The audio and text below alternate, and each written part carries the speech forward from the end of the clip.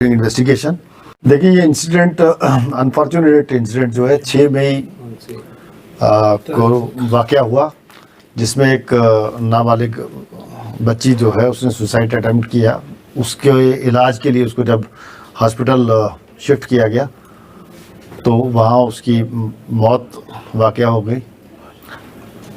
Postmortem के दौरान पता चला कि वो प्रेग्नेंट थी और उसकी बिना पे जो एफआईआर भी लगा पॉक्सो और बीएनएस के रेलिवेंट सेक्शंस के तहत।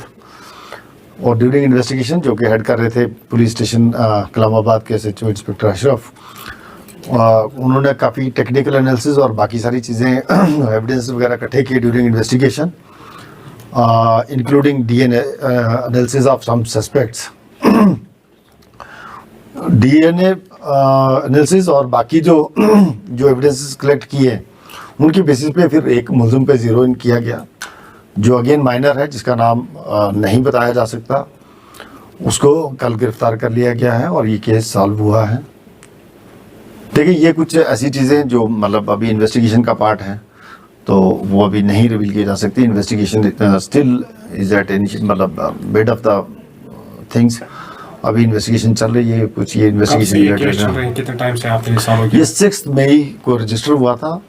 कल उस आदमी की जो मुलजिम था उसकी गिरफ्तारी हुई। सर देखिए ये हम सब लोगों को एज ए सोसाइटी संजीदा होना पड़ेगा इन चीज़ों के लिए।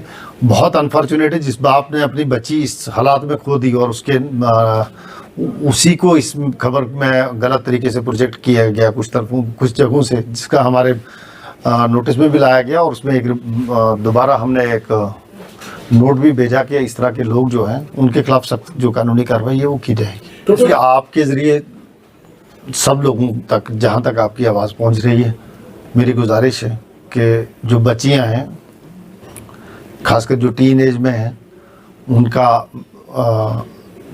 ऐसा नहीं कि उनकी लिबर्टी कर्टेल करनी है, उनको इस तरह का माहौल दें कि वो खुलकर अपने माँ बाप से बात कर पाएँ, उनमें मतलब उस तरह का एतमाद पैदा करें उनकी परवरिश के दौरान, ताकि अपने माँ बाप से खुल के बात करें। ये ना हो कि कोई इस तरह का हरकत हो जाए और उसमें अपनी शर्मसारी की वजह से बच्ची ने अपनी जान दे दी। अपने माँ बाप से खुल के बात करें। नंबर 2, आपका बच्चा किन लोगों से मिलता है, किन हालात में मिलता है, उसमें उसको डिस्कस किए बगैर उस पर नज़र भी रखने की ज़रूरत है और उसको तरबियत भी उस तरह की देने की ज़रूरत है कि किस तरह के लोगों से किस तरह से बात की जा सकती है और कहाँ कहाँ जो दायरे हैं उन दायरों उन हदूद से बाहर नहीं जाना है।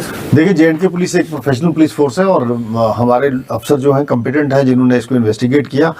आल्दो कॉम्प्लिकेटेड था ये केस, बट इन लोगों ने मेहनत की, हमारी टीम ने, और उन्होंने मेहनत करके वो एविडेंसेस कलेक्ट किए और वो चेन ऑफ एविडेंसेस को जोड़ के जो है मुलजिम तक पहुँचे।